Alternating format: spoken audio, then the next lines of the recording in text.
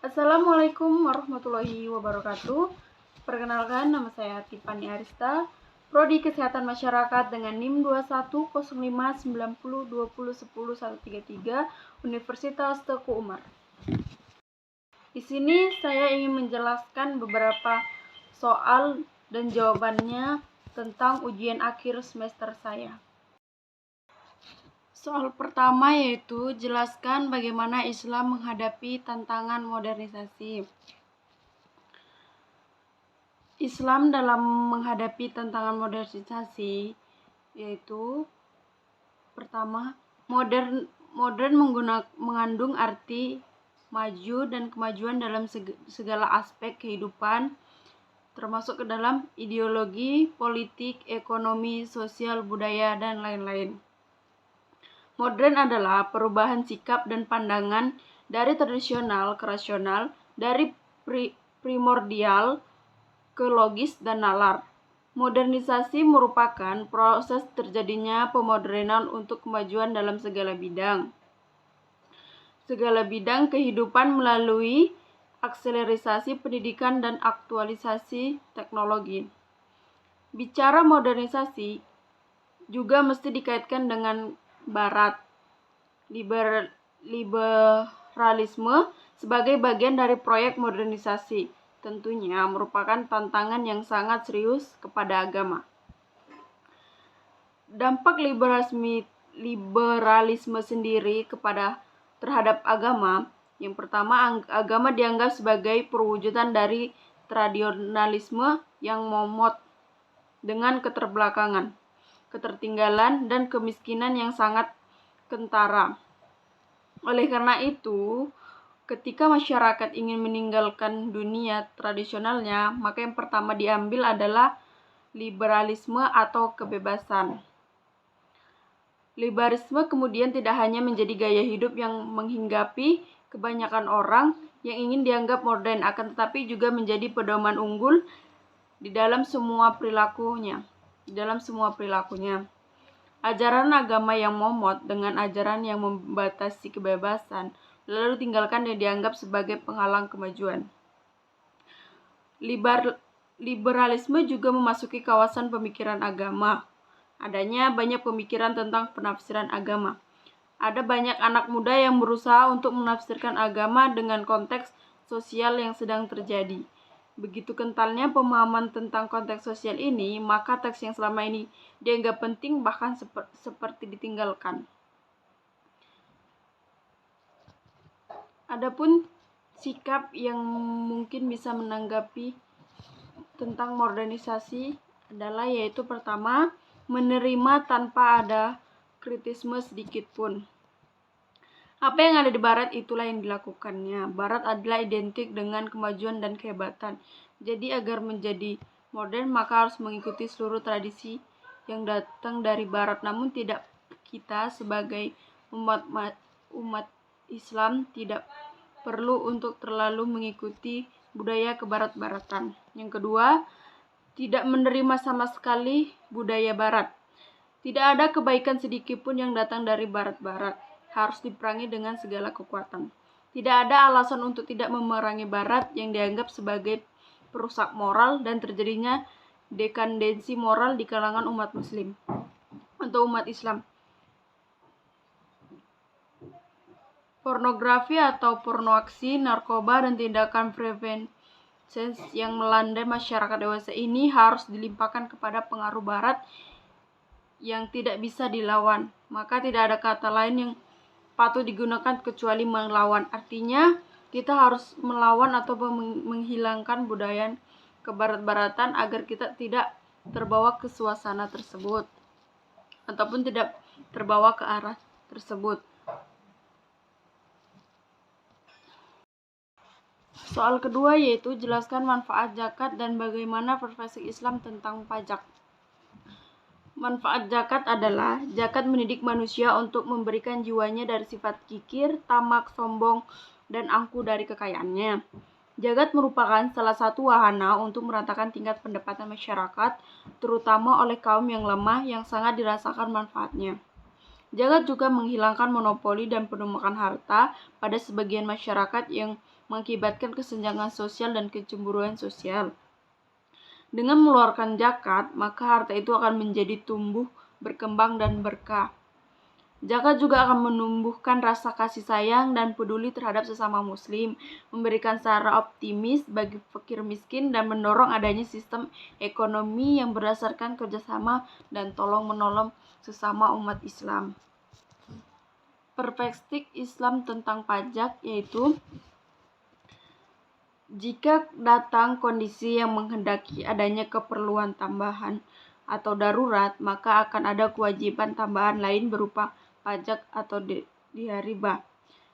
Diperbolehkannya memungut pajak menurut para ulama tersebut di atas alasan utamanya adalah untuk kemuslawatan umat, karena dana pemerintah tidak mencukupi untuk biaya berbagai pengeluaran, yang jika pengeluaran itu tidak dibiayai maka akan timbul kemudaratan, sedangkan mencegah kemudaratan adalah juga suatu kewajiban sebagaimana kaidah ushul fikih.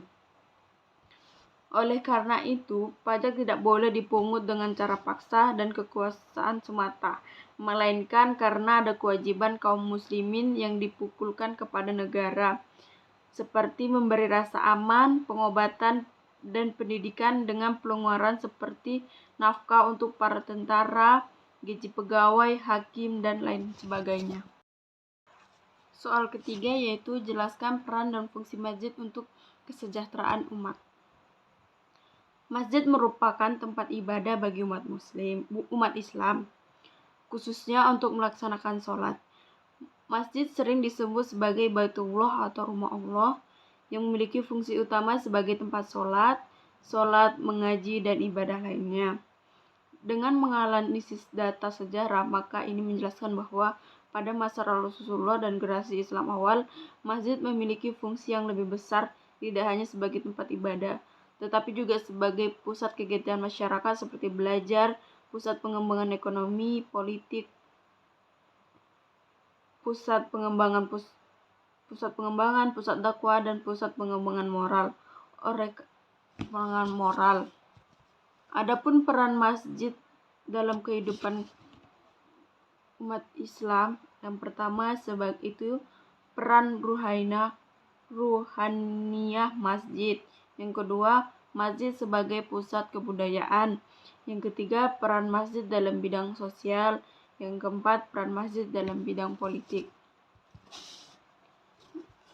Fungsi utamanya masjid memang sebagai digunakan tempat menegakkan sholat, namun masjid bukanlah hanya tempat untuk menegakkan sholat saja, di mana Rasulullah SAW selain dipergunakan untuk sholat, berzikir, dan beristighfar, masjid bisa digunakan untuk berbagai kepentingan sosial, misalnya sebagai tempat belajar dan mengajarkan kebaikan atau menuntut ilmu, merawat orang sakit, menyelesaikan hukum li'an, dan lain sebagainya. Adapun fungsi-fungsi masjid adalah sebagai sentra peribadatan umat Islam, terutama dalam sholat 5 waktu, tempat ibadah, tempat konsultasi dan komunikasi, tempat pendidikan, tempat santunan sosial, tempat seni keindahan masjid. Soal keempat yaitu jelaskan pandangan Islam tentang hormat kepada bendera dan menyanyikan lagu kebangsaan. Hormat bendera adalah penghormatan yang dilakukan oleh warga negara terhadap bendera negara yang menjadi salah satu simbol negara. Tata cara sikap saat pengibaran bendera dan penurunan bendera di Indonesia yang populer di masyarakat adalah penghormatan bergaya militer dengan cara mengangkat tangan kanan sebatas kepala. Cara ini menjadi lumrah dan populer karena dilazimkan pada upacara bendera setiap hari Senin dan hari besar di sekolah-sekolah dan instansi pemerintah. Sebagai umat Islam, kita diperintahkan untuk menjaga keyakinan dengan mengesahkan Allah Subhanahu wa Ta'ala, karena diharamkan untuk melakukan segala bentuk praktik penyembahan kepada Allah Subhanahu wa Ta'ala selainnya atau syirik. Perihal penghormatan pada bendera dan simbol kenegaraan lainnya tidak bisa dianggap sebagai bentuk penyembahan kepada makhluknya, karena penghormatan kepada bendera atau simbol kenegaraan lainnya merupakan bentuk ungkapan rasa cinta, dan ungkapan semangat menjaga tanah air Indonesia. Penghormatan terhadap bendera itu bukan karena zat bendera itu sendiri, tetapi lebih pada mengenang mereka yang berkorban untuk kedaulatan suatu tanah air. Jadi, bentuk penghormatan kepada bendera sama sekali tidak berbeda dengan penghormatan dalam arti penyembahan. Artinya di mana kita boleh menghormati atau menghargai bendera dan menyanyikan lagu kebangsaan Indonesia, tetapi kita tidak boleh terlalu berlebih-lebihan seperti menyembah bendera itu tidak diperbolehkan atau dilarang karena itu sama saja perbuatan syirik. Soal kelima yaitu jelaskan hukum Islam mengenai bersalaman dengan lawan jenis, campur baur dengan lawan jenis atau ikhtilaf, serta batasan mengenai interaksi laki-laki dengan perempuan. Bersalaman dengan lawan jenis. Dalam interaksi sesama manusia, bersalaman adalah tanda kesepakatan antara kedua belah pihak sejak dahulu. Bersalaman juga merupakan tanda kesetaraan antara kedua belah pihak dalam satu hal atau beberapa hal. Di dalam masyarakat tertentu memiliki kualitas sosial yang terpaut jauh, tidak semuanya memiliki budaya bersalaman. Bagaimana dengan Islam? Islam sebagaimana saat perkembangannya awal di Jazirah Arab tidak menafkahi bersalaman. Dalam sebuah hadis Nabi SAW disebutkan bahwa ketika seorang muslim bersalaman dengan muslim lainnya, maka dosa masing-masing akan bergugur selama tangan mereka saling mencengkraman. Tetapi tidak dengan bersalaman dengan lawan jenis.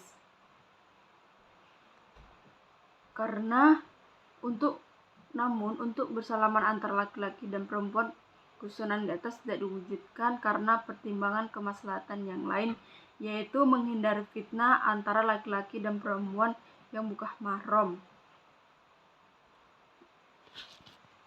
atau bisa dikatakan haram karena laki-laki dan perempuan tersebut bukan mahramnya. Selanjutnya itu campur baur dengan lawan jenis atau ikhtilaf. Berkumpulnya laki-laki dan wanita di satu tempat dan bercampur baurnya mereka serta sebagaimana mereka berinteraksi dengan sebagian lainnya. Lalu sang wanita menyikap wajahnya di hadapan laki-laki. Semua itu merupakan perkara yang diharamkan dalam syariat karena hal itu termasuk sebab fitnah dan membangkitkan syahwat serta faktor pencetus perbuatan zina dan kemunkaran. Selanjutnya yaitu batasan interaksi antara laki-laki dan perempuan. Dalam upayanya menghindarkan setiap muslim dan muslimah terjatuh dalam dosa tersebut, maka Islam datang dengan membawa batasan-batasan pergaulan antara laki-laki dan perempuan yang bukan mahramnya, yang mana di antara lain adalah 1. Tidak saling memandang satu sama lain yang dapat menimbulkan fitnah. Yang kedua, tidak menyentuh dan melakukan kontak fisik dengan lawan jenis yang bukan mahramnya. Yang ketiga yaitu tidak berdua-duaan atau khalwat di tempat yang kosong kecuali ada mahramnya. Yang keempat, tidak menyerupai lawan jenis dalam perkataan maupun perbuatan. Yang kelima yaitu tidak mengucapkan perkataan yang dapat menimbulkan fitnah bagi lawan jenis. Yang keenam yaitu tidak melakukan perbuatan-perbuatan yang dapat menimbulkan fitnah bagi lawan jenis. Soal keenam yaitu jelaskan bagaimana definisi, urgensi, dan kedudukan jihad dalam Islam. Definisi jihad adalah menurut syariat Islam adalah berjuang dengan sungguh-sungguh. Jihad dilaksanakan untuk menjalankan misi utama manusia, yaitu mendegakkan din atau bisa diartikan sebagai agama Allah atau menjaga din tetap tegak dengan cara sesuai dengan garis perjuangan para Rasulullah dan Al-Quran. Urgensi dalam jihad dikatakan fardu kifayah apabila sebagian telah melakukannya dan sebagian lain telah mengetahuinya, dan hal ini berkelanjutan dalam menegakkan jihad tersebut. Dan apabila tidak ada seorang pun yang melakukannya, maka berdosalah seluruh orang yang di daerah tersebut. Sementara jihad dikatakan fardu ain apabila tidak ada lagi yang melakukan kecuali hanya dirinya sendiri, maka posisinya pada saat itu menjadi fardu ain. Dan kedudukan jihad dalam Islam. Jihad merupakan tulang punggung dan kubah Islam. Kedudukan orang-orang yang berjihad amatlah tinggi di surga, begitu juga di dunia. Mereka memulai di dunia dan di akhirat. Seperti contohnya, Rasulullah SAW adalah orang yang paling tinggi derajatnya dalam jihad. Beliau telah berjihad dalam segala bentuk dan macamnya. Beliau berjihad di jalan Allah dengan sebenar-benarnya jihad, baik dengan hati, dakwah, ketenangan atau ilmu, pedang dan senjata. Semua waktu beliau hanya untuk berjihad dengan hati, lisan, dan tangan beliau. Oleh karena itulah beliau amat harum namanya di sisi manusia dan paling mulia di sisi Allah Subhanahu wa Ta'ala. Baiklah, sampai di sinilah video yang dapat saya sampaikan atau jawaban yang dapat saya sampaikan. Jika ada kata-kata yang salah, saya mohon maaf. Saya akhiri. Wassalamualaikum warahmatullahi wabarakatuh.